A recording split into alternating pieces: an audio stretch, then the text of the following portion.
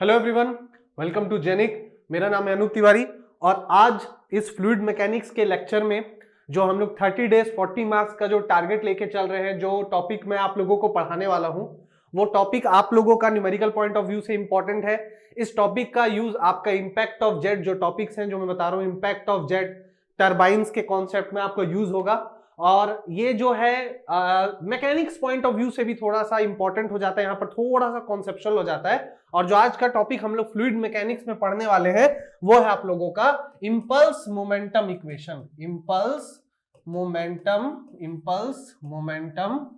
Equation for fluid. Impulse momentum equation for fluids. ठीक है, तो आज का जो ये टॉपिक है जो मैं आप लोगों को पढ़ाने वाला हूं, impulse momentum equation of fluids, इसमें मैं आप लोगों को समझाऊंगा कि आप लोग इंपल्स इक्वेशन, रिएक्शन इक्वेशन, उनके फोर्सेस को, प्रेशर फोर्सेस को कैसे आप लिख सकते हैं, यहां पे किन किन क्वांटिटीज को आपको निकालना पड़ेगा। ठीक है, आप इक्वेशन को फॉर्म कैसे कर सकते हैं, और इससे रिलेटेड एक न्यूमेरिकल भी मैं आप लोगों को सॉल्व कराऊंगा, जिससे आप लोगों को इंपल्स मोमेंटम इक्वेशन से रिलेटेड जो टॉपिक है उसके न्यूमेरिकल सॉल्विंग अप्रोच का भी क्या हो जाएगा, पता चल जाएगा। ठीक है, तो चलिए यहां पर थोड़ा सा समझते हैं इंपल्स मोमेंटम इक्वेशन के बारे में। देखिए, क्योंकि ये फ्लूइड मैकेनिक्स है, तो फ्लूइड मैकेनिक्स में बहुत सारी ऐसी चीजें यूज होती हैं जो हमारे मैकेनिक्स के कॉन्सेप्ट से भी क्या कर देती हैं, मैच कर जाती हैं। फॉर एग्जांपल, हमने पढ़ रहे थे कि जब हम मैकेनिक्स को पढ़ते हैं तो वहां पर स्टैटिक्स को डील करते हैं, बेसिक फंडामेंटल क्वांटिटीज को डील करते हैं, उसके काइनेमेटिक्स पार्ट को डील करते हैं, काइनेटिक्स पार्ट को डील करते हैं। उसी तरह से हम लोग फ्लूइड में भी यही चीज करते हैं, स्टैटिक्स पार्ट को डील करते हैं, बेसिक प्रॉपर्टीज को हम पढ़ते हैं, काइनेमेटिक्स पार्ट को हम बहुत अच्छे से डील किए, उसके बाद हम डायनामिक्स पार्ट में भी आए। ठीक है, तो क्या होता है ना कि जब डायनामिक्स पार्ट में हम लोग पढ़ते हैं ना फ्रेंड्स, तो डायनामिक में क्या हो जाता है, हमारा कॉज ऑफ मोशन हो जाता है। ठीक है, फ्लूइड फ्लो हो रहा है तो फ्लूइड फ्लो के पीछे क्या आ जाता है, उसका कॉज ऑफ मोशन भी हम देखने लग जाते हैं। अब यहां पर भी जो कॉज ऑफ मोशन है, फ्लूइड डायनामिक्स में जो कॉज ऑफ मोशन है फॉर द फ्लूइड फ्लो, वो क्या होता है, फोर्स होता है।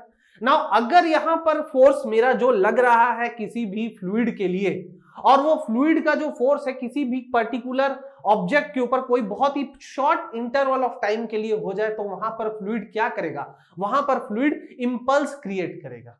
मेरा मतलब ये है फ्रेंड्स कि अगर मैं मैकेनिक्स पॉइंट ऑफ व्यू से भी यहां पर इस पोर्शन को डिफाइन करना चाहूं, किसको डिफाइन करना चाहूं, इंपल्स को भी डिफाइन करना चाहूं। मोमेंटम का मतलब आपको थोड़ा बहुत पता भी होगा। अगर मैंने आपको बोलूं कि भाई what is the meaning of impulse, impulse का मतलब क्या होता है, तो इंपल्स का मतलब आप क्या बोलेंगे कि सर जब भी कोई फोर्स किसी ऑब्जेक्ट पर बहुत ही शॉर्ट स्पैन ऑफ टाइम के लिए क्या करता है, एक्ट करता है, तो हम उसे ही क्या कहते हैं, हम उसे ही क्या कहते हैं, इंपल्स कहते हैं।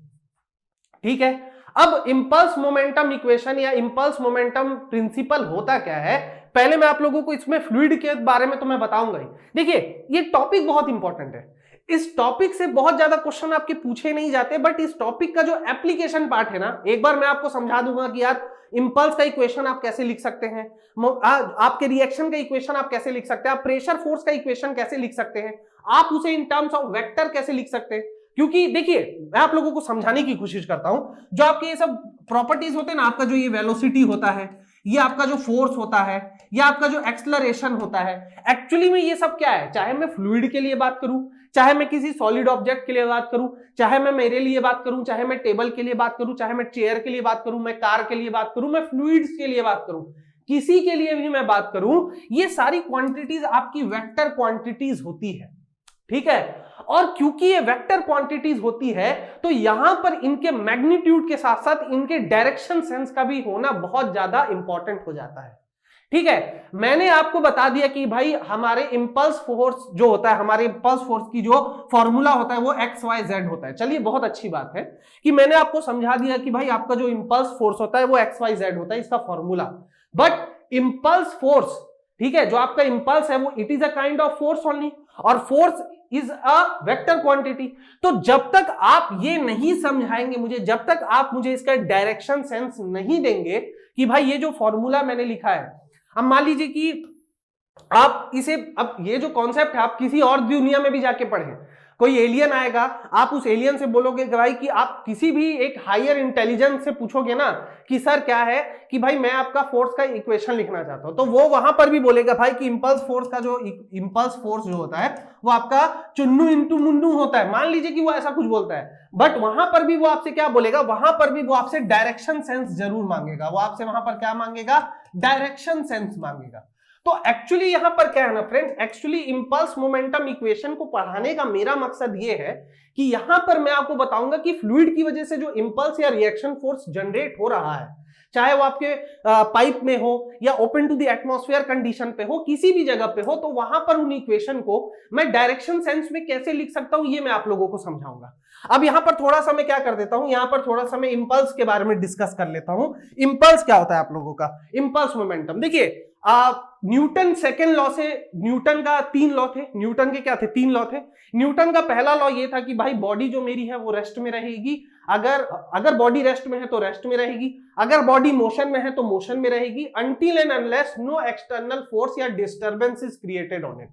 ठीक है, ये मेरा क्या था, लॉ ऑफ इनर्शिया था, क्योंकि वो इनर्शिया स्टेट को डिफाइन कर रहा था। उसी तरह से न्यूटन का सेकंड लॉ ये था कि किसी भी ऑब्जेक्ट पर अगर मुझे फोर्स लगाना है तो मुझे उसको मोमेंटम को क्या करना पड़ेगा, करना पड़ेगा, मतलब उसके मोमेंटम का रेट ऑफ चेंज मुझे क्या करना पड़ेगा, डिफर करना पड़ेगा। मतलब उनको अगर मैं इसको in the form of sentence बोलूं तो उन्होंने ये कहा था कि the force applied on a body is it's rate of change of momentum. ठीक है, अब बहुत सारे स्टूडेंट्स से मैं पूछता हूं कि भाई न्यूटन सेकंड लॉ क्या था, तो स्टूडेंट्स बड़े एक्साइटेड होके ये बोल देते हैं कि सर न्यूटन का सेकंड लॉ था force is equal to mass into acceleration. वो क्या बोल देते हैं, ये बोल देते हैं। ये जो आपका कॉन्सेप्ट था ना फ्रेंड, अगर मैं आपसे बोलूं भाई न्यूटन सेकंड लॉ क्या है, तो अगर आप ये बोल रहे हो तो आप गलत बोल रहे हो।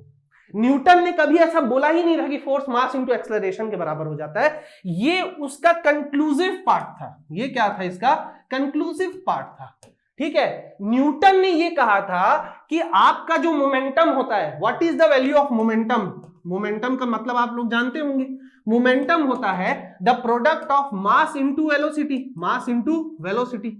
यही क्या होता है आपका मोमेंटम होता है, यही आप लोगों का क्या होता है, मोमेंटम होता है। तो मोमेंटम में क्या होता है फ्रेंड्स कि अगर मैं मोमेंटम को लिखना चाहूं तो मोमेंटम क्या होता है, m इंटू वी होता है। ठीक है, अब क्या हो रहा है, मैं अगर बोल रहा हूं कि भाई आपका जो फोर्स होता है, फोर्स क्या होता है, rate of change of momentum, यानी कि m into v two minus m into v one divided by time. मतलब उसका किसी पर्टिकुलर टाइम इंटरवल पर मोमेंट, जो मोमेंटम है वो कैसे चेंज हो रहा है, वही किसके बराबर हो जाता है, मेरा फोर्स के बराबर हो जाता है। अब अगर मैं इसको सिंप्लीफाई करके लिखूं, वैसे तो मुझे ऐसे लिखना चाहिए था m2v2 minus m1v1 upon T, but अगर मैं किसी सिंगल ऑब्जेक्ट की बात कर रहा हूं या सिंगल सब्सटेंस की बात कर रहा हूं तो वहां पर क्या होगा फ्रेंड्स, वहां पर उसका मास तो कांस्टेंट रहेगा। तो मास कांस्टेंट रहेगा तो मैं क्या लिख सकता हूं, m into v two minus v one by t लिख सकता हूं कि नहीं लिख सकता हूं। और यही जो मेरा change in velocity divided by जो टाइम होता है फ्रेंड्स, यही मेरा क्या होता है, एक्सेलरेशन के बराबर होता है। इसीलिए लोग कह देते हैं कि force is equal to mass into acceleration. Formula point of view की बात करूं तो ये गलत नहीं है, सही है, but definition point of view में ये डेफिनेशन रॉन्ग है। ठीक है, ये आपको पहले जानना पड़ेगा। अब यहां पर अगर मैंने आपसे कहा है कि भाई force is equal to mass into acceleration, तो मैं उल्टे डायरेक्शन पर जा रहा हूं। मैं यहां पर कर रहा हूं F is equal to m into d v by d. ठीक है, अब मैं बहुत शॉर्ट इंटरवल ऑफ टाइम के लिए क्या कर रहा हूं, इसको कंसिडर कर रहा हूं। जब भी हम क्या करते हैं, वही बहुत ही शॉर्ट इंटरवल ऑफ टाइम के लिए जब हम बोलते हैं तो वहां पर उसको डीवी बाई डी से डिनोट करते हैं। अब मैं क्या कर रहा हूं, इस dt को यहां ले जा रहा हूं, तो ये क्या हो गया, f d t is equal to m d v. हुआ कि नहीं हुआ भाई, बिल्कुल हुआ। तो ये जो एफ डी टी होता है फ्रेंड्स, यही मेरा क्या होता है, this is the value of impulse, और यही क्या होता है, चेंज ऑफ मोमेंटम। यही क्या होता है, चेंज ऑफ मोमेंटम। और इसी के कॉन्सेप्ट को हम क्या करेंगे, फ्लूइड फ्लो पर अप्लाई करेंगे। वहां से हम इक्वेशंस लाएंगे, इक्वेशंस को हम वहां पर लिखेंगे कि किस तरह से हम इक्वेशन को सेट कर सकते हैं, और फिर वहां से हमारा एट लास्ट क्या होता है, हमारा एट लास्ट इस सब पढ़ने का नतीजा यह है कि हमें उसके बाद जो रिएक्शन फोर्सेस होते हैं इन the x and Y direction, यानी कि हॉरिजॉन्टल एंड वर्टिकल डायरेक्शन पर जो रिएक्शन फोर्सेस की वैल्यू होती है, उसी को हम क्या कहते हैं, कैलकुलेट करते हैं। ठीक है, तो चलो भाई इसको स्टार्ट करते हैं। हम इसको क्या करते हैं, स्टार्ट करते हैं। चलिए, तो अब हम क्या स्टार्ट करते हैं, अब मेरा मेन इंपॉर्टेंट टॉपिक स्टार्ट हो रहा है, impulse momentum equation for fluids. Impulse momentum equation for fluids. ठीक है, अब भाई यहां पर मैंने क्या कर रहा हूं, मैं यहां पर फ्लूइड फ्लो को तो कंसीडर कर ही रहा हूं, तो अगर मैं फ्लूइड फ्लो को कंसीडर कर रहा हूं तो चलो भाई मैं कंट्रोल वॉल्यूम ले लेता हूं। यहां पे क्या ले लेता हूं, मैं कंट्रोल वॉल्यूम ले लेता हूं। लो जो भाई कंट्रोल वॉल्यूम ले लेते हैं, कोई भी रैंडम कंट्रोल वॉल्यूम बना देता हूं। चलिए ऐसे बना देते हैं, क्योंकि मुझे आपको इक्वेशन लिख के भी बताना है ना।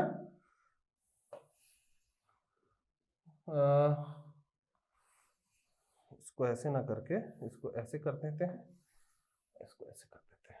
ठीक है, मान लीजिए कि ये कोई भी आपका एक कंट्रोल वॉल्यूम है, ये कोई भी आपका क्या है फ्रेंड्स, एक कंट्रोल वॉल्यूम है। चलो भाई ये आपका एक कंट्रोल वॉल्यूम है। ठीक है, अब यहां पर क्या है, यहां पर कोई भी आपका फ्लूइड फ्लो हो रहा है, कोई भी आपका फ्लूइड क्या हो रहा है, फ्लो हो रहा है। ये लीजिए, ये आपका एक फ्लूइड फ्लो हो रहा है, ये इस कंट्रोल वॉल्यूम का इनलेट सेक्शन है, ये इस कंट्रोल वॉल्यूम का क्या है फ्रेंड्स, आउटलेट सेक्शन है। चलिए बहुत बढ़िया बात है। तो यहां पर अगर मेरा कुछ इनलेट हो रहा है, यहां पर कुछ आउटलेट हो रहा है, तो मैं मान के चलता हूं कि ये जो मेरा फ्लूइड है, ये जो मेरा फ्लूइड है, इसका फ्लो, डायरेक्शन ऑफ फ्लो क्या है, यहां से मतलब ऐसे एंटर आ रहा है और यहां से बाहर निकल जा रहा है। ठीक है, तो यहां पर अगर मैं इसका एक्सिस बनाना चाहूं, थोड़ा सा मैं अगर एक्सिस बना लेता हूं, तो यहां पर कैसा होगा, कुछ इस टाइप से होगा। ठीक है, ये आपका हॉरिजॉन्टल डायरेक्शन हो जाएगा एक्स, और ये आपका क्या हो जाएगा, वाई। ठीक है, फ्लूइड आपका एंटर कर रहा है, यहां से आउट कर रहा है, तो ये आपका क्या हो गया, इनलेट हो गया, ये आपका हो गया इनलेट। ठीक है, ये आपका क्या हो गया फ्रेंड्स, ये आपका हो गया आउटलेट। ठीक है, अब फ्लूइड जो फ्लो कर रहा है, मैं मान लेता हूं कि इसकी जो डेंसिटी है, इसकी जो डेंसिटी है वो क्या है, रो है ना। तो डेंसिटी ऑफ द फ्लूइड को मैं क्या लिख देता हूं, density of fluid. Density of fluid आपकी क्या आ जा रही है, ये आपकी रो आ जा रही है। ठीक है, रो क्या होगा, केजी पर मीटर क्यूब। ओके, ऑब्वियस है। यहां का जो क्रॉस सेक्शनल एरिया है, ठीक है, क्रॉस सेक्शनल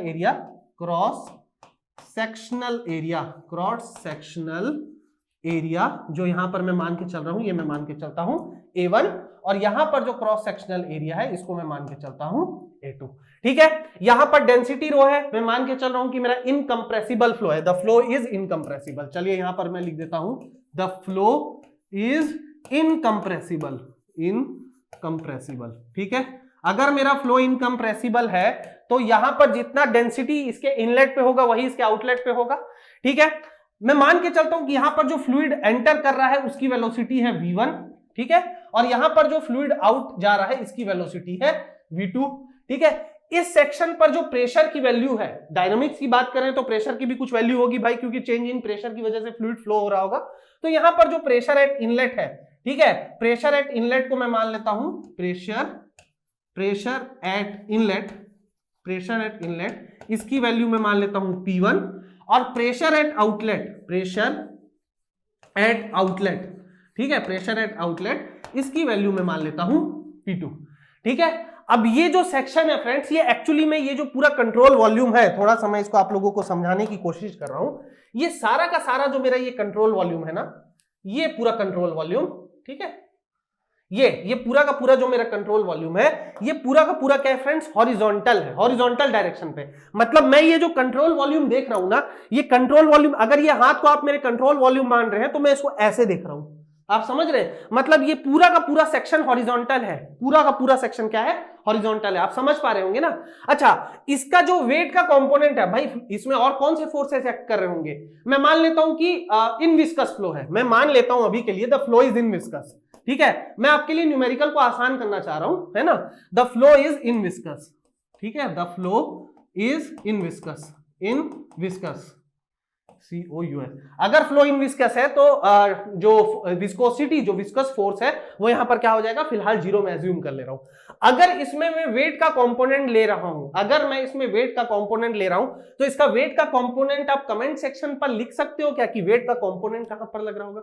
अगर ये पूरा का पूरा कंट्रोल वॉल्यूम मेरा हॉरिजॉन्टल है और मैं इसको ऊपर से देख रहा हूं, एक्स एक्सिस क्या होगा, एक्स एक्सिस ये होगा, y axis, sorry x axis ये होगा, वाई एक्सिस ये होगा, लेकिन ये हॉरिजॉन्टल डायरेक्शन पे। तो इसका जो वेट का कंपोनेंट होगा फ्रेंड्स, वेट का कंपोनेंट क्या होगा, क्रॉस का मतलब क्या होता है, इसके परपेंडिकुलर, इस प्लेन के परपेंडिकुलर डायरेक्शन में फ्लूइड का वेट लग रहा होगा। ठीक है, क्योंकि आपका जो सेक्शन है वो कैसा है, हॉरिजॉन्टल है, फ्लूइड आपके यहां पर फ्लो हो रहा है, तो वेट इसके नीचे लग रहा है। अब इसी को मैं ना ऐसे देख रहा हूं, तो देखिए वेट कहां आ गया, वेट इसके परपेंडिकुलर डायरेक्शन में आ गया ना। ठीक है, आई होप आपको समझ में आ रहा होगा। मैं ऐसे करके ले लेता हूं, ये आपका कंट्रोल वॉल्यूम है। ठीक है, इस कंट्रोल वॉल्यूम को मैं ऐसे देख रहा हूं आपको पढ़ाने के लिए, लेकिन कंट्रोल वॉल्यूम कैसा आपका पूरा हॉरिजॉन्टल है। अगर कंट्रोल वॉल्यूम हॉरिजॉन्टल है तो इसका वेट का कंपोनेंट ऐसे लग रहा है, इसके जस्ट नीचे toward the centre of the earth. अब पढ़ाई में इसको कैसे कर रहा हूं, इसकी मैं एनालिसिस तो मैं इस डायरेक्शन में कर रहा हूं, तो वेट का कंपोनेंट कहां आ गया, इस प्लेन के परपेंडिकुलर आ गया। ओके, आई होप आपको ये चीज समझ में आ गई होगी। ओके, आई एम सॉरी, थोड़ी सी गर्मी बढ़ रही थी तो ओके। चलिए अब यहां पर थोड़ा समझने की कोशिश करिए। ये तो डायग्राम मैंने बना दिया। अब यहां पर क्या होता है, यहां पर कुछ फोर्सेज हैं जिन्हें हमें डिस्कस करना है। अब यहां पर जितने भी फोर्सेज हैं इसको एक एक करके हम क्या करते हैं, डिस्कस करते हैं। तो the first kind of force, जो पहला फोर्स जो हमारा इस पर एक्ट करता है वो क्या होता है, मेरा इंपल्स फोर्स। ये हमारा क्या होता है, इंपल्स फोर्स। ठीक है, अब ये इंपल्स फोर्स क्या होता है, कैसे एक्ट करता है, मैं एक एक करके बता देता हूं। इंपल्स फोर्स वो फोर्स होता है जो इस कंट्रोल वॉल्यूम के इनलेट पर लगता है और towards the direction of flow होता है। क्या बोला मैंने, impulse force acts on the incoming jet of the fluid and it act in the same direction of the incoming jet. मतलब यहां पर अगर आपका ये कंट्रोल वॉल्यूम है और इसका इनलेट सेक्शन अगर ये है, तो इंपल्स फोर्स इसके इनलेट सेक्शन पे लगेगा और उसका जो डायरेक्शन होगा, देखिए मैं डायरेक्शन सेंस की बात कर रहा हूं यहां पे, तो उसका जो डायरेक्शन होगा वो towards the flow of the fluid होगा। तो यहां पर क्या लिखेंगे, impulse force, impulse force, impulse force acts at inlet of the cross section, of the cross section and acts at the direction of incoming fluid। ठीक है, जो ये फोर्स होता है ये इनलेट पे लगता है और इसका जो डायरेक्शन सेंस होता है कहां पे होता है, जो इनलेट फ्लूइड का डायरेक्शन होता है वही आपके इंपल्स फोर्स का डायरेक्शन होता है। अब जो इंपल्स फोर्स होता है, इंपल्स फोर्स जो होता है आपका, उसकी जो वैल्यू होती है, उसकी जो वैल्यू होती है, देखिए मैं इसको डिराइव कराऊंगा आपके इंपैक्ट ऑफ जेट में, जो नेक्स्ट लेक्चर होगा उसमें मैं आपको डिराइव करा दूंगा। अभी आप बस आप लिख लीजिए कि इंपल्स फोर्स की जो वैल्यू होती है वो होती है density into Q into v, density into Q into V1। इसको आप अभी ऐसे लिख लीजिए। ठीक है, इसको ऐसे नहीं लिखना चाहिए, इसको rho into Q into V लिख दीजिए, rho into Q into V, rho into Q into V. ठीक है, ये इसका फॉर्मूला होता है। इंपल्स फोर्स का जो वैल्यू होता है वो हो जाए density into discharge into velocity. यहां पर ध्यान रखेंगे आपका जो रो है आपकी डेंसिटी ऑफ द फ्लूइड, ये आपकी होगी डेंसिटी ऑफ फ्लूइड। ठीक है, दूसरा आपका क्या है, क्यू आपका होता है डिस्चार्ज। ठीक है, और जो तीसरा वैल्यू है आपका ये जो वी है, ये आपका वी क्या होता है, वॉल्यूम मत ले लेना, वेलोसिटी होता है। It is known as velocity of the fluid, velocity of fluid. अब थोड़ी देर पहले मैंने यहां पर V1 लिख दिया था, वो V1 क्यों लिखा था, क्योंकि अगर आप फिर से इसको थोड़ा डायरेक्शन को देखेंगे तो यहां पर क्या हो रहा है फ्रेंड्स, यहां पे आपका इनलेट डायरेक्शन पे लग रहा है ना, तो इनलेट डायरेक्शन पे आपकी वेलोसिटी कितनी है, V1 है। तो यहां पर जो इंपल्स फोर्स होगा, अगर मैं इस कंट्रोल वॉल्यूम के लिए बात करूंगा तो यहां के लिए जो इंपल्स फोर्स की वैल्यू होगी, इंपल्स फोर्स ये क्या आएगा, रो क्यू इंटू V1। ठीक है, रो इंटू क्यू इंटू V1। अब यहां पर मैं और सिंप्लीफाई करके इसको कैसे लिख सकता हूं, देखिए डिस्चार्ज की वैल्यू क्या होगी, A1 इंटू V1 होगी कि नहीं होगी, होगी ना। हमारे पास क्या है, सिंगल पाइप सिस्टम है, सिंगल कंट्रोल वॉल्यूम है। मान लीजिए कि कोई भी सिस्टम है तो सिंगल है, यहां पर कोई पैरेलल कनेक्शंस नहीं है आपका। अगर आपका पैरेलल कनेक्शन नहीं है तो यहां पर जितना यहां पर इनलेट पे डिस्चार्ज होगा उतना ही आउटलेट पर भी डिस्चार्ज होगा। तो इनलेट पर जो डिस्चार्ज है उसकी वैल्यू क्या है, A1 इंटू V1, यानी कि area at the inlet into velocity of fluid at the inlet. ठीक है, तो इसको मैं और कैसे लिख सकता हूं, इसको मैं लिख सकता हूं रो A1 into V1 into V1, तो क्या हो जाएगा, रो A1 V1 का स्क्वायर। आप इसे ऐसे भी लिख सकते हैं। अभी के लिए आप इतना समझिए कि आपकी जो वैल्यू होती है वो रो क्यू V1 लिख सकते हैं या रो A1 इंटू V1 का स्क्वायर आप ये लिख सकते हैं। ठीक है, डिस्चार्ज को यहां पर मैंने क्यू लिखा है तो आप यहां पर भी डिस्चार्ज को क्या मान के चल सकते हैं, यहां पर आप डिस्चार्ज को, ठीक है, डिस्चार्ज को आप क्या मान के चल सकते हैं, Q मान के चल सकते हैं, there is no problem, no issue. ठीक है, नाउ ये पहला फोर्स की वैल्यू आ गई मेरी। पहले फोर्स की क्या वैल्यू आ गई कि हमारा एक इंपल्स फोर्स होता है।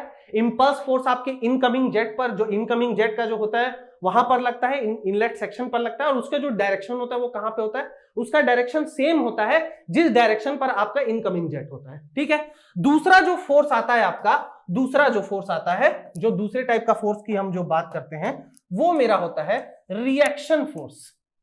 दूसरा फोर्स जो होता है मेरा रिएक्शन फोर्स। ठीक है, क्या होता है ये, रिएक्शन फोर्स होता है। चलिए इसको भी मैं समझा देता हूं, रिएक्शन फोर्स क्या होता है। रिएक्शन फोर्स देखिए, अब यहां पर इंपल्स फोर्स आपका कहां लग रहा था, इंपल्स फोर्स आपके इनलेट पर लग रहा था। रिएक्शन फोर्स क्या लगता है, आउटलेट सेक्शन पर लगता है आपका। कहां पर लगता है, आउटलेट सेक्शन पर लगता है। और इस आउटलेट सेक्शन पर जो लगता है उसका जो डायरेक्शन होता है, मतलब रिएक्शन फोर्स का जो डायरेक्शन सेंस होता है, लीविंग जेट के अपोजिट डायरेक्शन पे होता है। थोड़ा समझिए, मेरा रिएक्शन फोर्स कहां लग रहा है, मेरा रिएक्शन फोर्स इसके इस सेक्शन पर लग रहा है, ये आउटलेट सेक्शन है, इस सेक्शन पर लग रहा है। कितना लग रहा है वो तो मैं बताऊंगा, मैग्नीट्यूड। और उसका डायरेक्शन कहां होता है, direction is opposite to the direction of the living jet. तो इसको मैं लिख देता हूं यहां पर कि reaction force, it is the force, ठीक है, it is the force which acts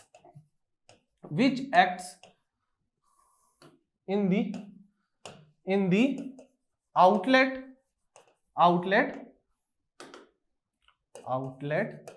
and its direction is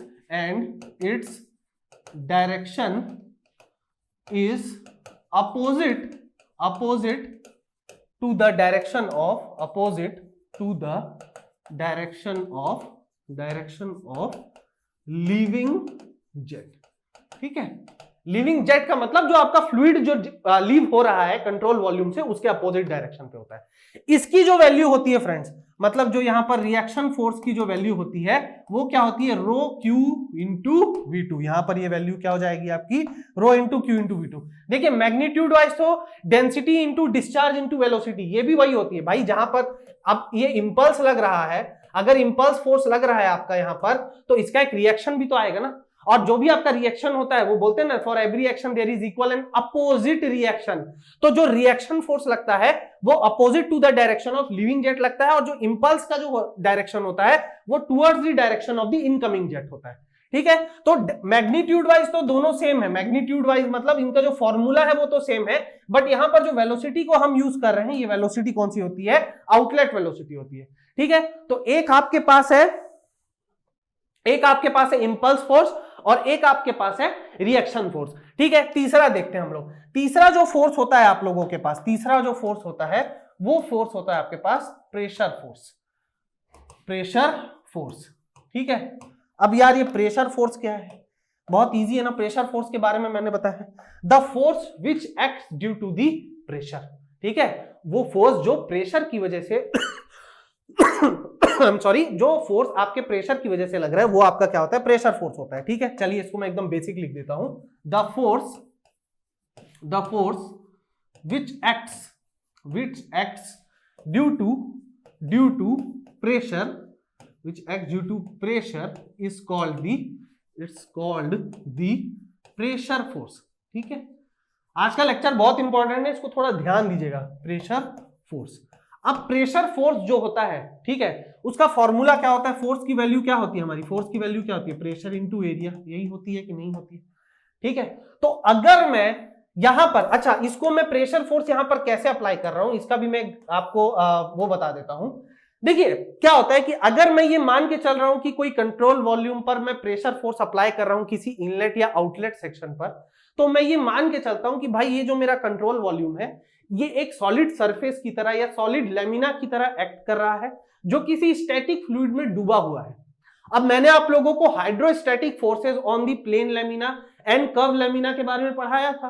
तो अगर मैं आपको हाइड्रोस्टैटिक फोर्सेस का जो मैंने आपको कॉन्सेप्ट सिखाया था, उसमें क्या होता है, आपका जो भी प्लेन लेमिना होता है वो स्टैटिक जो भी फ्लूइड होता है जो स्टैटिक कंडीशन में होता है उसके अंदर डूबा हुआ होता है। तो उसमें जैसे वो जो प्रेशर वाला जो होता है ना, रो जी जेड बार इंटू एरिया, तो ये आपका जो रो जी जेड बार था, ये रो जी जेड बार था, ये एक्चुअली क्या था, ये आपका एक प्रेशर, एक गॉस प्रेशर की तो वैल्यू थी ना। इस प्रेशर को आप एरिया से मल्टीप्लाई कर रहे थे तो आपका फोर्स का वैल्यू आ रहा था कि नहीं आ रहा था? बिल्कुल उसी सेंस में आप इसको क्या कर सकते हैं, मान के चल सकते हैं। लेकिन इसको एकदम इजी लैंग्वेज में मैं समझा रहा हूं कि the pressure force is nothing, it is just the product of the pressure acting at the inlet and outlet section into its corresponding area. तो यहां पर आपका जो प्रेशर फोर्स है, जो आपका प्रेशर फोर्स एट इनलेट है, pressure force at inlet, pressure force at inlet, भाई इनलेट पे कितना लगेगा, इजी है, ये कितना हो जाएगा P1 इंटू A1। और अगर मैं प्रेशर फोर्स, ठीक है, प्रेशर फोर्स एट आउटलेट की बात करूंगा तो वो कितना हो जाएगा P2 इंटू A2। ठीक है भाई, जो इनलेट सेक्शन में प्रेशर P1 था उसका करस्पॉन्डिंग एरिया A1 था, तो उसका प्रेशर का वैल्यू कितना हो गया P1 A1। और आउटलेट पे प्रेशर था P2, एरिया था A2, ये हो गया P2 A2। कोई ज्यादा हो सकता है, कोई कम हो सकता है, वो बर्नौली का टेंशन है, ठीक है, वो बर्नौली जी देखें अपना, बर्नौली लगाएंगे निकाल लेंगे, that is not a issue. But अभी हमको पता करना है कि भाई इनकी मैग्नीट्यूड क्या है। ध्यान रखिएगा, अभी मैं सिर्फ मैग्नीट्यूड पर डिस्कस कर रहा हूं, ठीक है। तो हमने टोटल कितने फोर्सेस देख लिए यहाँ पे, impulse force, reaction force, pressure force. Pressure force के लिए मैं फिर से बता रहा हूं, ये हम इस फोर्स को लगाने से पहले हम ये एज्यूम करते हैं कि भाई हमारा जो भी कंट्रोल वॉल्यूम है, it acts like a lamina and that lamina is submerged inside the hydrostatic fluid and the concept that we used to determine the value of the hydrostatic force on that curved lamina, the same concept is used for the application to find out the pressure force, ठीक है। but in this case what we are doing, we are just putting the value of that force is equal to pressure into area, क्योंकि ये मेरा बहुत ही basic concept है, ठीक है। why this is the basic concept, because from the early days also we have studied that the force due to pressure is the product of pressure into the corresponding area, ठीक है। चलो भाई बहुत बढ़िया बात है, इंग्लिश अच्छी है ना मेरी, ठीक है ना। चलो, बहुत प्रैक्टिस करना पड़ता है बोलने से पहले, शीशे के सामने खड़े होकर बोलना पड़ता है, ऐसे बोलना है, ऐसे बोलना है, ठीक है। ओके, नहीं ऐसा नहीं करता, इंग्लिश ठीक ठाक है मेरी। चलिए, जो चौथा टाइप का फोर्स लगता है, जो चौथा टाइप का फोर्स आपका लगता है, वो आपका क्या होता है, वो आपका होता है weight of the fluid, weight of the fluid, weight of the fluid. चलो भाई, अगर मैं वेट ऑफ द फ्लूइड की बात कर भी रहा हूं तो वेट ऑफ द फ्लूइड में क्या हो रहा है भाई, कोई भी फ्लूइड है उसका अपना मास है तो उसका वेट तो लगेगा।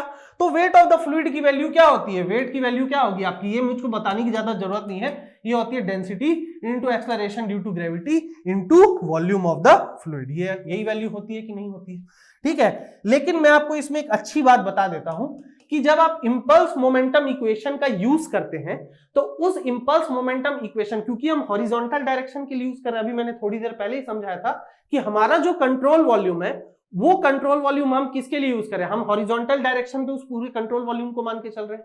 और ये जो वेट का कंपोनेंट होता है, ठीक है, हम क्या मान के चल रहे हैं, एक हमारा एक्स एक्सिस है, ये हमारा वाई एक्सिस है, तो जो हमारा वेट का कंपोनेंट लग रहा था, यानी कि जो rho into ji into we का कंपोनेंट लग रहा था, वो जेड एक्सिस पे लग रहा था। जेड एक्सिस मतलब इस प्लेन के परपेंडिकुलर डायरेक्शन पे।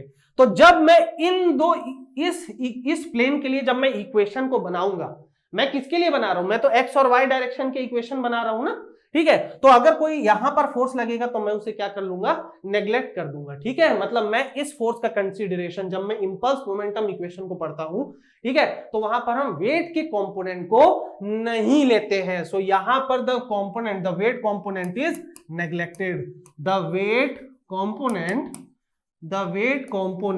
Is neglected. और अगर आप लोगों ने इंपैक्ट ऑफ जेट पढ़ा भी है तो आप वहां ध्यान से सोचिएगा, जब भी आप इंपल्स फोर्स, पावर, ठीक है, ये सब जब आप कैलकुलेट करते हैं तो आप कभी भी वहां वेट ऑफ द फ्लूइड को कंसीडर नहीं करते हैं, ठीक है ना। मैं आप लोगों को बताता हूं ना, आप लोग पढ़ते हैं ना कि मेरा इस टाइप से आपका कुछ वो है, मैं सब पढ़ाऊंगा आप लोगों को, आपका एक ब्लेड है, यहां से फ्लूइड आ रहा है, यहां से ऐसे निकल रहा है, ठीक है, वहां वेट का कंपोनेंट लेते हो क्या, नहीं लेते हो ना, फोर्स निकालते हो, पावर कैलकुलेट करते हो, सब तो करते ही हो।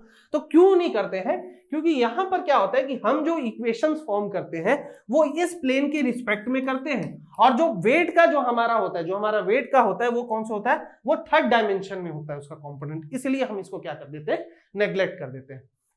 इसके बाद क्या होता है, इसके बाद आपको फाइनली क्या होता है, हमारा जो प्लेन है, हमारा जो कंट्रोल वॉल्यूम है, हमारा जो कंट्रोल वॉल्यूम है फ्रेंड्स, वो इक्विलिब्रियम पोजीशन पर है या नहीं है।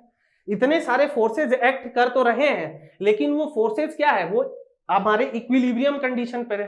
तो अगर मेरा कोई भी कंट्रोल वॉल्यूम, कोई भी सिस्टम मेरा जो मेरा इक्विलिब्रियम स्टेट में है, तो वहां summation of forces in the x direction क्या होना चाहिए, 0 होना चाहिए। अगर मेरा वो है कंट्रोल वॉल्यूम इक्विलिब्रियम स्टेट में है, तो summation of forces in the Y direction भी क्या होना चाहिए, 0 होना चाहिए। यानी sum of all the impulse force plus reaction force plus pressure force plus reaction in the X direction, इसको मैं आर एक्स मान लेता हूं। अब ये रिएक्शन और इस रिएक्शन को आप कंफ्यूज मत कर लेना, ठीक है। इसमें बच्चे कंफ्यूज हो जाते हैं, सर रिएक्शन फोर्स पूछ रहे हैं, मतलब ये थोड़ी ना पूछ रहे हैं। नहीं बेटा, ये नहीं पूछ रहा है। आपका कंट्रोल वॉल्यूम तो इक्विलिब्रियम पोजीशन पे, इक्विलिब्रियम कंडीशन पर है, तो ये आर एक्स की वैल्यू कितनी होगी, तो इसको मैं क्या करूंगा, 0 कर दूंगा। उसी तरह से इंपल्स फोर्स का जो component in the Y direction plus reaction force का component in the Y direction plus pressure force का component in the Y direction plus reaction in Y is equal to 0। अब आपको ध्यान क्या रखना है कि ये भी आपका क्या है, एक फोर्स है जिसकी वैल्यू को हमें क्या करना पड़ता है, कैलकुलेट करना पड़ता है। ठीक है, समझ में आया। आई होप आपको ये थोड़ा सा जो मैंने कॉन्सेप्ट समझाया है वो आप लोगों को समझ में आया होगा। ठीक है, बहुत सारा लिख देता हूं मैं, लेकिन आप जैसे जैसे मैं लिखता जाता हूं ना, आप उसको लिखते जाया करिए। अब मैं क्या कर रहा हूं, अब मैं यहां पर क्या कर रहा हूं, फिर से मैं इसी डायग्राम को बना रहा हूं। चलिए मैं इसी डायग्राम को बनाता हूं। क्या डायग्राम बनाया था मैंने, कुछ इस टाइप से बनाया था, कुछ इस टाइप से बनाया था, ऐसे करके मैंने बनाया था। ठीक है, ये लो, इस टाइप से मैंने बनाया था। यहां पर मेरा फ्लूइड इनलेट हो रहा था, यहां पर मेरा फ्लूइड इनलेट हो रहा था, यहां पर मेरा फ्लूइड क्या हो रहा था, आउटलेट हो रहा था। ये सेक्शन 1 था मेरा, this was my section 1, this was my section 2। ठीक है, ये मेरा क्या था, सेक्शन 2 था।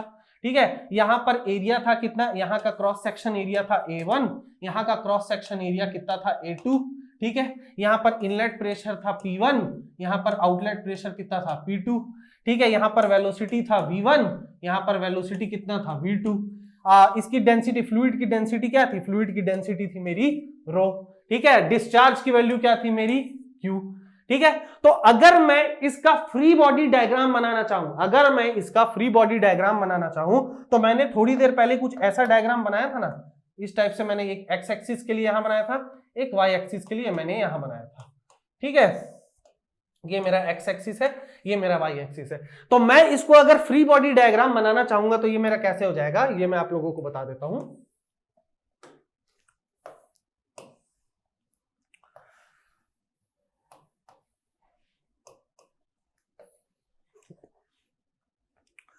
चलो, इंपल्स फोर्स का डायरेक्शन कुछ इस टाइप से था। ठीक है, ये मेरा इंपल्स फोर्स का डायरेक्शन था, और ये जो था मेरा रिएक्शन फोर्स का डायरेक्शन था, ये मेरा रिएक्शन फोर्स का डायरेक्शन था। मैं इंपल्स फोर्स की बात कर रहा हूं। इंपल्स फोर्स था मेरा रो क्यू V1, यहां पर रिएक्शन फोर्स कितना था, रो क्यू V2। बहुत ध्यान से देखिएगा, ये मेरा एक्स एक्सिस है, ये मेरा क्या है, वाई एक्सिस है। ठीक है, अच्छा मैं क्या मान के चल रहा हूं कि पॉजिटिव एक्स डायरेक्शन जो है, जो पॉजिटिव एक्स एक्सिस है, ये मेरा पॉजिटिव एक्स डायरेक्शन को शो कर रहा है। जो पॉजिटिव वाई डायरेक्शन है, मतलब वर्टिकली अपवर्ड डायरेक्शन मेरा पॉजिटिव को शो कर रहा है। This is positive, this is also positive. अगर इसके अपोजिट डायरेक्शन पर कुछ भी हो रहा है, ठीक है, तो वहां पर मैं क्या करूंगा, वहां पर मैं इसको नेगेटिव लूंगा। अच्छा, इसको मैं थोड़ा सा एक्सटेंड कर देता हूं, इसको मैं थोड़ा सा एक्सटेंड कर देता हूं, इसको मैं थोड़ा सा एक्सटेंड कर देता हूं। अब मैं क्या मान के चल रहा हूं, मैं मान के चल रहा हूं कि हम लोग का जो एंगल है, हम लोग एंगल लेते हैं ना, हम लोग एंगल लेते हैं, तो ये जो एंगल है, ये एंगल मेरा कितना है, इट इज थीटा। याद रखिएगा, जो थीटा एंगल हम मेजर करते हैं, ठीक है, कोई भी दो लाइन के लिए या कोई भी फोर्सेस को रिजॉल्व करने के लिए जो थीटा का वैल्यू हम लेते हैं, it is always measured from the positive x direction. ठीक है, तो यहां पर अगर मैं इसको और सिंप्लीफाई करूं, तो यहां पर रो क्यू V1 है, ये मेरा रो क्यू V1 पॉजिटिव एक्स पे लग रहा था, और कुछ इस टाइप से आपका रो क्यू V2 लग रहा था आपका रिएक्शन फोर्स। तो ये जो थीटा ये मैंने लिया, यही मैंने क्या कर दिया, यहां पर लिख दिया। ठीक है,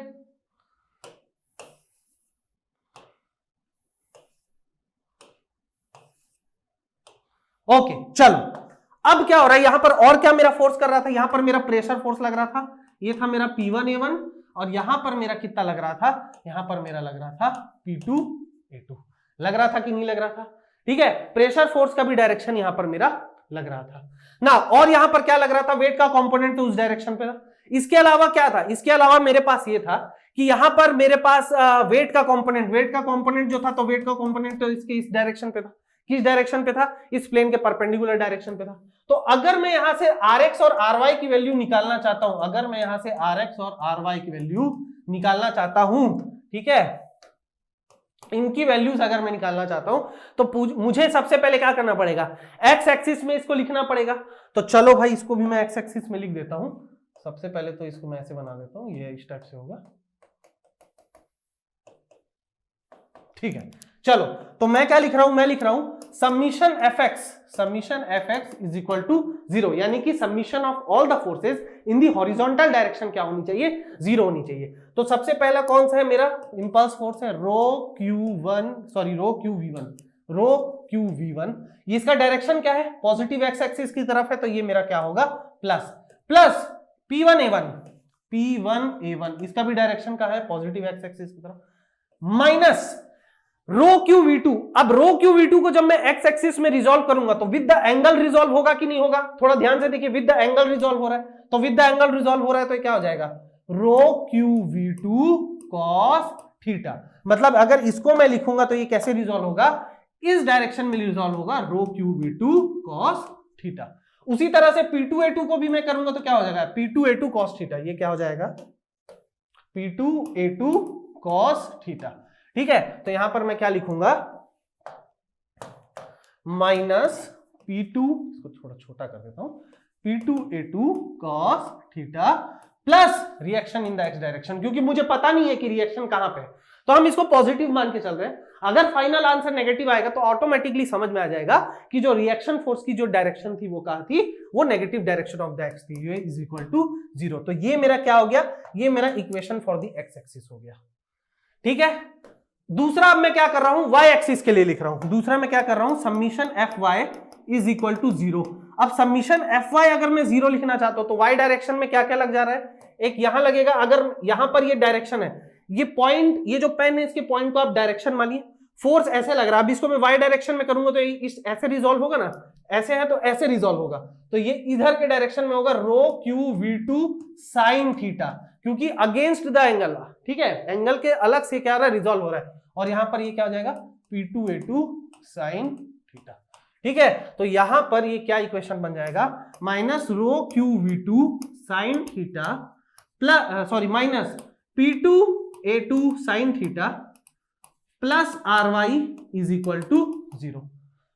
तो यहां से तो एक चीज क्लियर है कि Ry की वैल्यू मेरी पॉजिटिव आएगी, क्योंकि Ry की वैल्यू क्या हो जाएगी, Ry की वैल्यू हो जाएगी rho Q V two sine theta plus P2A2 sine theta, ये मेरी वैल्यू हो जाएगी, ये मेरी क्या हो जाएगी, वैल्यू हो जाएगी। तो यहां पर जो रिएक्शन एट y एक्सिस कहां पे आ रहा है, ऊपर आ रहा है, कहां पे आ रहा है, ऊपर आ रहा है, ठीक है। तो इस तरह से आप इक्वेशन बना सकते हैं, ठीक है।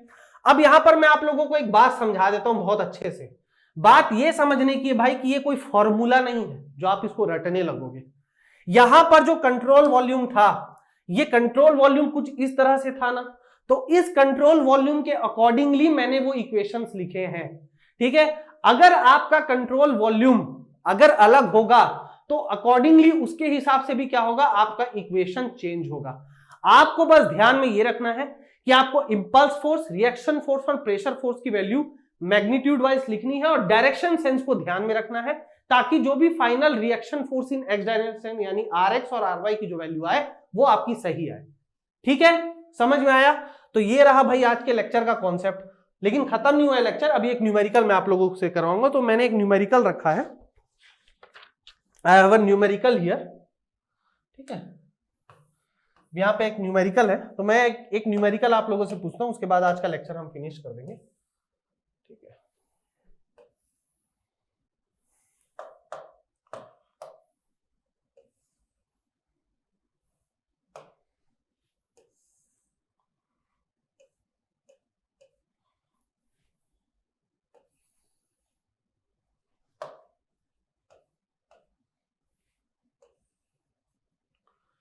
ओके, आप लोगों के पास एक पाइप है, आप लोगों के पास पाइप है, पाइप में फ्लूइड फ्लो हो रहा है, आपका पाइप में आप लोगों का क्या हो रहा है, फ्लूइड फ्लो हो रहा है। चलो भाई ये मैं फ्लूइड फ्लो दिखा देता हूं यहाँ पे।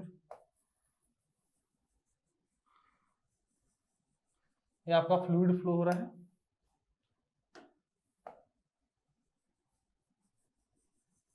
ये आपका क्या हो रहा है, फ्लूइड फ्लो हो रहा है।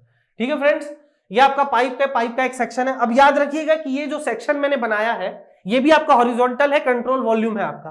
ठीक है, यहां पर जो इसका डायामीटर है पाइप का जो डायामीटर है ये है 15 सेंटीमीटर, और यहां पर एक नोजल है, यहां पर क्या है, एक नोजल लगा है।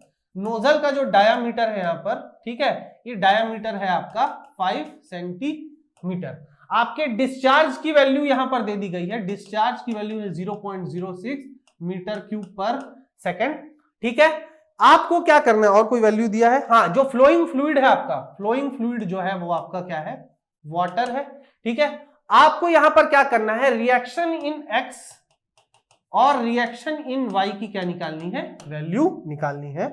ये आपका क्या है, इस क्वेश्चन का रिक्वायरमेंट है, और तो कुछ नहीं दिया है यहां पर। ठीक है, हाँ ओके, तो ये नोजल है, और नोजल से आपका क्या हो रहा है, नोजल से आपका फ्लूइड बाहर निकल रहा है। इस नोजल से क्या हो रहा है, इस नोजल, अब भाई यहां पर नोजल है तो आपका फ्लूइड क्या हो रहा है, बाहर निकलेगा।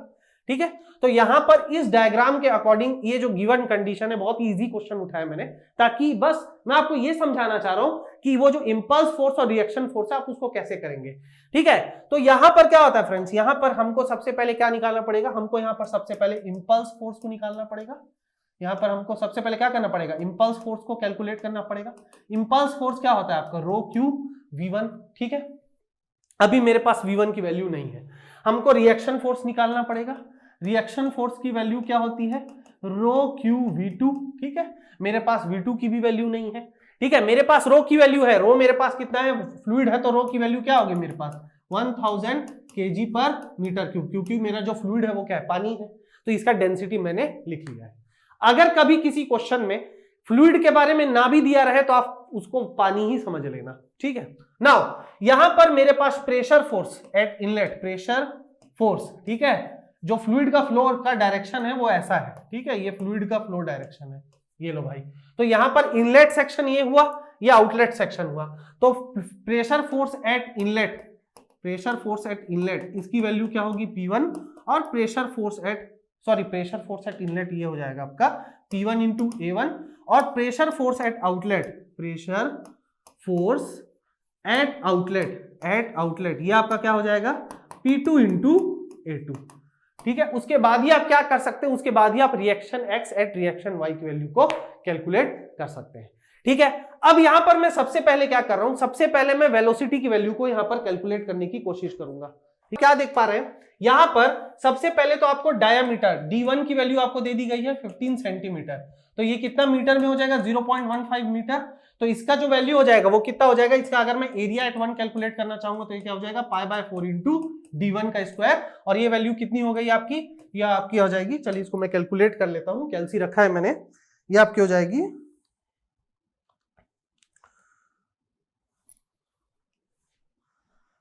0.0176, ये क्या हो जाएगा, मीटर स्क्वायर। आई होप मैंने सही लिखा है। ठीक है, ओके, हाँ ठीक लिखा है मैंने, π/4 इंटू, ठीक है, ओके। ना उसी तरह से अगर मैं D2 की वैल्यू निकालना चाहूँ, सॉरी D2 तो आपको दिया गया है 5 सेंटीमीटर, तो इसकी वैल्यू क्या हो जाएगी, 0.05 मीटर, तो इसका एरिया क्या हो जाएगा, A2 आपको हो जाएगा π/4 इंटू 0.05 का स्क्वायर, तो ये वैल्यू भी आपकी क्या हो जाएगी, ये आपकी आ रही है 1.962 इंटू 10 टू द पावर -3, ये क्या आ गई, मीटर स्क्वायर। अब मेरे पास डिस्चार्ज की वैल्यू दी गई है, फिर डिस्चार्ज की वैल्यू दी गई है 0.06 मीटर क्यूब पर सेकंड, तो डिस्चार्ज की वैल्यू क्या हो जाएगी, A1 इंटू V1, तो यहां से V1 की वैल्यू आ जाएगी 0.06 इज इक्वल टू A1 की वैल्यू कितनी थी, 0.0176 इंटू V1, तो यहां पर V1 की वैल्यू निकाल देता हूं मैं 0.0176, ये आपकी वैल्यू आ रही है 3.41, ये आपकी V1 की वैल्यू आ रही है 3.409 है, तो आप 3.40 ही लिखिए मीटर पर सेकंड। उसी तरह से अगर मैं डिस्चार्ज की वैल्यू लिखना चाहूं A2 इंटू V2, तो यहां से V2 की भी वैल्यू आ जाएगी, चलिए भाई, तो 0.06 इज इक्वल टू A2 की वैल्यू क्या है 1.962 into 10 to the power -3 into V2। तो यहां से V2 की भी वैल्यू आ जाएगी 1.962 इंटू 10 टू द पावर -3। ठीक है, तो ये आपकी आ रही है 30.58। ठीक है, सही आ रही है 30.58 मीटर पर सेकंड। अब यहां पर थोड़ा ध्यान दीजिए फ्रेंड्स, यहां पर क्या हो रहा है, यहां पर हमको V1 भी मिल गया, V2 भी मिल गया, तो हम इंपल्स फोर्स और रिएक्शन फोर्स को अब निकाल लेंगे। अब अगर मुझे यहां पर प्रेशर की वैल्यू निकालनी है, तो प्रेशर की वैल्यू निकालने के लिए हम क्या करेंगे, हमारे पास फ्लूइड फ्लो हो रहा है, कुछ प्रेशर हेड की वैल्यू है, दोनों सेम हॉरिजॉन्टल लेवल पे भी है, तो यहां पर आपको लग रहा है कि नहीं कि बर्नौलीज इक्वेशन हमको यूज करना चाहिए, आप ऐसा सोच पा रहे होंगे। तो यहां पर अब हम क्या करेंगे, we will apply the concept of Bernoulli's, NOULLI। यहां पर अब हम क्या लगा लेंगे, बर्नौली इक्वेशन। और बर्नौली इक्वेशन में हम फ्लूइड फ्लो करा रहे हैं, मैंने कहीं भी ऐसा नहीं कहा है कि आपका कुछ हेड लॉस हो रहा है, तो आप यहां से क्या लिख सकते हैं, हम लिख सकते हैं total energy head at inlet is equal to total energy head at outlet. तो यहां से मेरा क्या वैल्यू आ जाएगा, यहां से मेरा आ जाएगा P1 by rho G plus V1 square by 2G plus Z1 is equal to P2 by rho G plus V2 square by 2G plus Z2। तो यहां से क्या आ जाएगा, देखिए यहां पर मैं लिख देता हूं P1 by rho G plus V1 की वैल्यू कितनी थी 3.4 square by 2G plus Z1 Z2 आपका सेम हॉरिजॉन्टल लेवल है। ठीक है, यहां पर एक चीज आप लोग एकदम ध्यान रखिएगा कि ये दोनों जो है पॉइंट 1, ये पॉइंट 1 मैं मान रहा हूं, दिस इज योर पॉइंट 1, और ये वाला क्या है, ये आपका पॉइंट 2 है, तो ये दोनों आपका सेम हॉरिजॉन्टल लेवल पे। मैंने आपको बताया ना इंपल्स मोमेंटम इक्वेशन में हम सेम हॉरिजॉन्टल लेवल मान के चलते, तो they both are on same horizontal level. तो यहां पर Z1 Z2 की वैल्यू क्या हो गई, कैंसिल हो गई, इज इक्वल टू, ठीक है,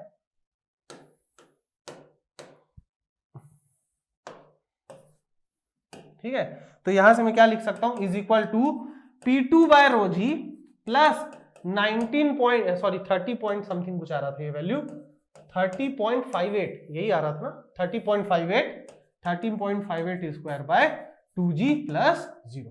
ठीक है, अब यहां पर ध्यान से देखिए, यहां पर थोड़ा सा समझिए कि यहां पर जो हमारा आउटलेट पे क्या लगा हुआ था, नोजल लगा हुआ था, नोजल से जो फ्लूइड निकलता है वो फ्लूइड कहां निकलता है, वो फ्लूइड आपका ओपन टू द एटमॉस्फेयर, ये आपके एटमॉस्फेयर में निकलता है, ओपन टू एटमॉस्फेयर। और जो हम यहां पर बर्नौली इक्वेशन यूज करते हैं उसमें प्रेशर की वैल्यू कौन सी होती है, वो प्रेशर आपके गॉज प्रेशर की वैल्यू होती है।